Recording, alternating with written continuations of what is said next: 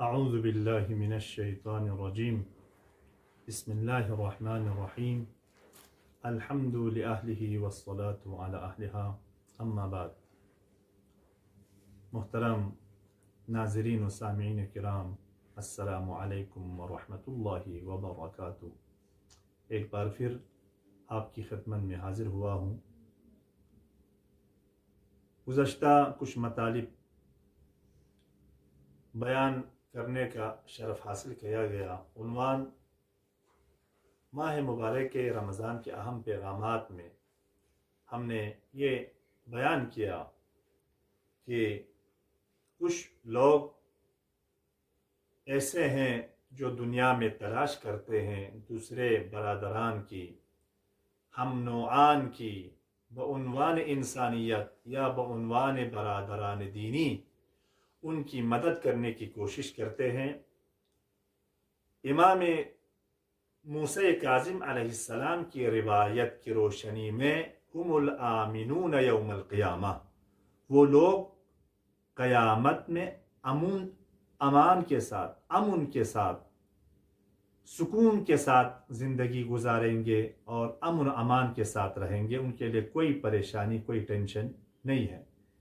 وہ کون لوگ ہیں؟ جو دنیا میں دوسرے لوگوں کی مشکلات کی حل کے لیے، ان کے حاجت روائی کے لیے کوشش کرنے والے لوگ ہیں۔ اور مشکلات کی حل جو آپ بیان کیا یا مال کے ذریعے کرتے ہیں، سب سے پہلے تو ہر انسان کے ذہن میں ہی آتا ہے کہ فقراء، مسکین، مشکلات میں گرے ہوئے انسانوں کی مالی مدد کریں۔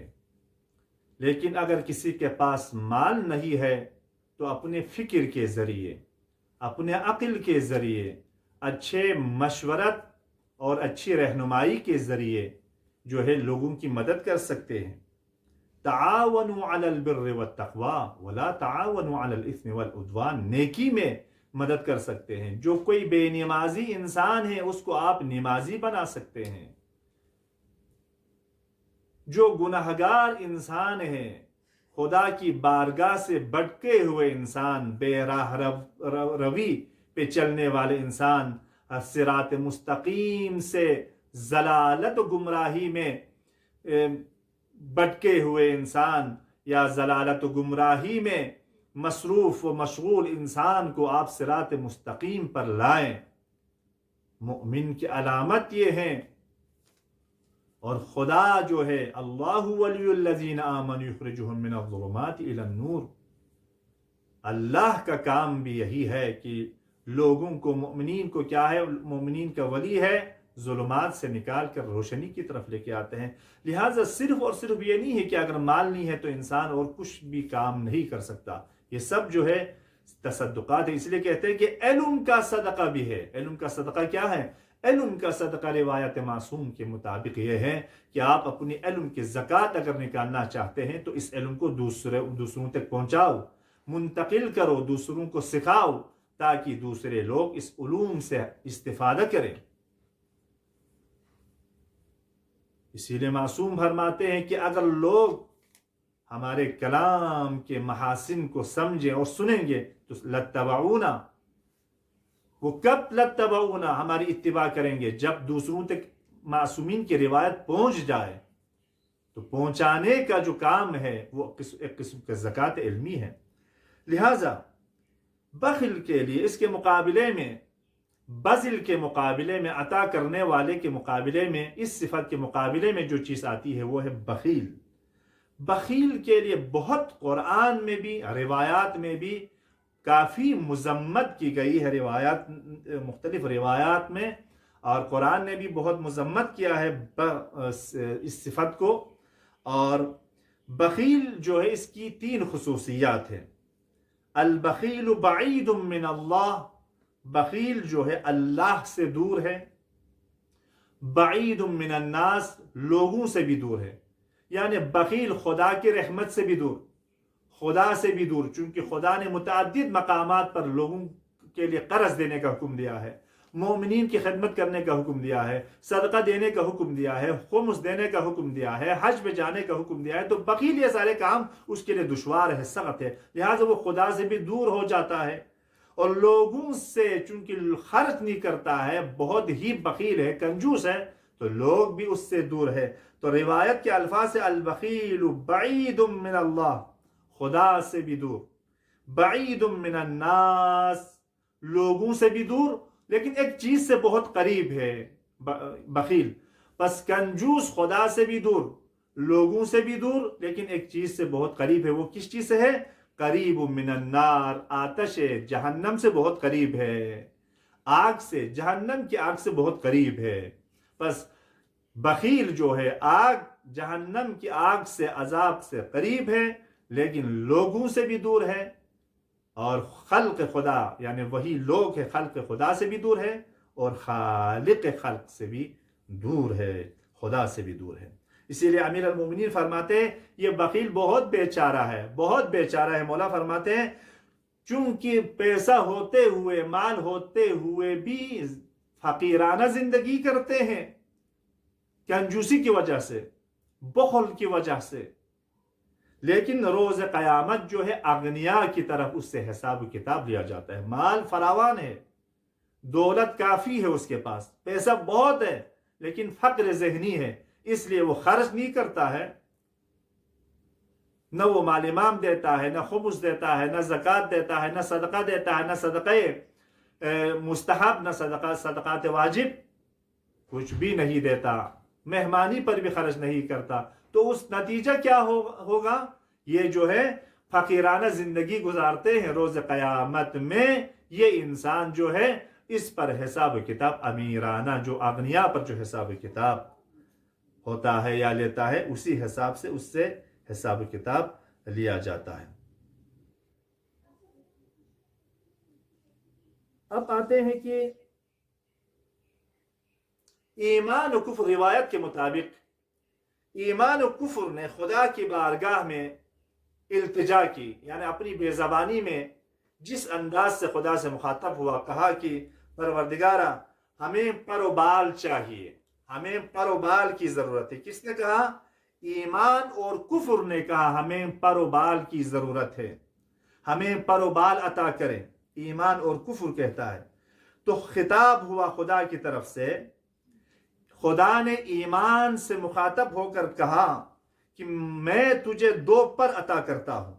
وہ دو پر کیا ہے؟ حسن الخلق والجود۔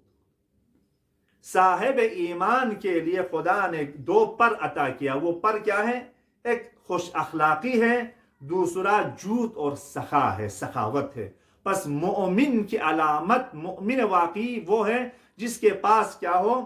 اخلاق بھی ہو، حسن خلق بھی ہو اور سخاوت بھی ہو۔ کوئی سخاوت نہیں ہے، جو کنجوس ہے وہ مومن کا حقہ نہیں کہہ سکتے، وہ صفات مومن اس میں نہیں ہے۔ مومن کی صفات جو خدا نے صاحب ایمان کے لیے جو دو پر عطا کیے ہیں، وہ دو پر کیا ہے؟ ایک حسن الخلق ہے، دوسرا کیا ہے؟ جود ہے، والجود کیا ہے؟ سخاوت ہے۔ اسی لیے یعنی سخاوت کی جو ہے بہت مقام ہے۔ ایک دن جو ہے پیغمبر کے زمانے میں کسی اسیر کو لایا گیا اس کا سر تن سے جدا کرنے کے لیے، تو اتنے میں جبرائیل امین نازل ہوا اور پیغمبر سے اس شخص کے بارے میں کہا کہ وہ جو ہے جس شخص کو ابھی مثلا اس کا سر تن سے جدا کرنے کے لیے لائے گئے ہیں وہ اہل سخا ہے، لہٰذا اس کو معاف کر دیا جائے۔ کسی کو معلوم نہیں ہے سوائے پیغمبر کے اور خدا کے، جبریل کے ذریعے سے پیغمبر تک یہ پیغام پہنچایا۔ اتنے میں پیغمبر نے اعلان کیا کہ اس بندے کو یا اس شخص کو چھوڑ دو، اس کا سر تن سے جدا نہ کرنا، جو کافر تھا۔ تو اتنے میں اس نے پیغمبر سے پوچھا کہ وجہ کیا ہے کہ میں قتل ہونے کے لیے مجھے لایا گیا تھا، میرا سر تن سے جدا کرنے کے لیے، مجھے پھانسی پر چڑھانے کے لیے، مجھے سزائے موت سنانے کے لیے مجھے لایا گیا تھا، اب کیا ہوا ایک دم سے یہ قانون بدل گیا؟ تو رسول گرامی اسلام نے کہا کہ میرے رب نے کہا ہے کہ تو سخی ہے، باسخاوت انسان ہے، لہٰذا حکم آیا ہے کہ تمہیں قتل نہ کرو۔ جب یہ سنا وہ شخص حیران ہو گیا اور اسی جگہ پر پیغمبر کے قدموں میں گر کر اس نے اسلام قبول کیا اور کلمہ طیبہ زبان پر جاری کر دیا۔ بس آخری مراحل میں ہم داخل ہو چکے ہیں، 1-2 منٹ. بس سخاوت کی وجہ سے وہ شخص جو ہے قتل ہونے سے بچ جاتا ہے، اور ساتھ ساتھ جو ہے وہ اسلام کے دائرے میں بھی داخل ہو جاتا ہے. سخاوت کی برکت یہ ہے. ایک دن امام صادق علیہ السلام نے اپنے بیٹے سے پوچھا، بیٹا تمہارے پاس کتنے پیسہ ہے باقی ہے؟ انہوں نے امام سے عرض کیا، مولا میرے پاس 40 دینار ہے. امام نے کہا کہ ان 40 دینار کو فقراء میں بانٹ دو، تقسیم کرو. بیٹے نے کہا کہ ہمارے لیے کچھ باقی نہیں رہے گا. امام نے فرمایا کہ ہر چیز کی ایک چابی ہوتی ہے، اور رزق کی چابی کیا ہے؟ صدقہ ہے. اور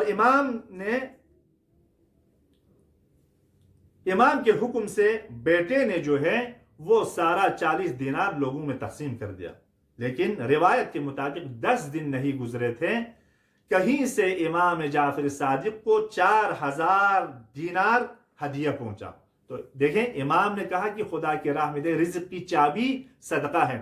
جو کوئی صدقہ دے تو گویا اس نے چابی سے جو ہے رزق کا دروازہ کھول دیا ہے. رزق کا دروازہ جب کھلتا ہے تو مختلف قسم کے رزق خدا کی بارگاہ سے اس انسان کو مل جاتا ہے. اس روایت کافی جلد نمبر 4 صفحہ 9، اور اسی طرح بہار میں جو ہے صفحہ 38 میں یہ روایت نقل ہوئی ہے. تو لہٰذا صدقات کی اور جود کی جو ہے بہت سے اثرات ہیں، وہ سارے انشاءاللہ کسی اور پروگرام میں ہم بیان کریں گے. لہٰذا ہمیں صحیح معنی میں دین کو سمجھنے، دین پر عمل کرنے کی توفیق عنایت فرمائیں. اور اس ماہ مبارک رمضان میں پروردگار تیرے بارگاہ میں ہم دعا کرتے ہیں، اس ماہ مبارک رمضان میں جو بھی مؤمنین مؤمنات مریضہ ہے بحق بیمار کربلا، ان کو شفاء عاجل کامل عنایت فرما. اور تمام مؤمنین مؤمنات کو اس کرونا وائرس منحوس سے اپنے حفظ امان میں رکھ. ہم سب کی عاقبت بخیر فرما. یوسف زہرا امام زمانے کے ظہور میں تعجیل فرما. پروردگار جب امام کا ظہور ہو تو ہمیں ان کے اعوان و انصار میں قرار دے. ہمیں دین کو سمجھنے، دین پر عمل کرنے کی توفیق عنایت فرمائے. والسلام علیکم ورحمۃ اللہ وبرکاتہ. التماس دعا.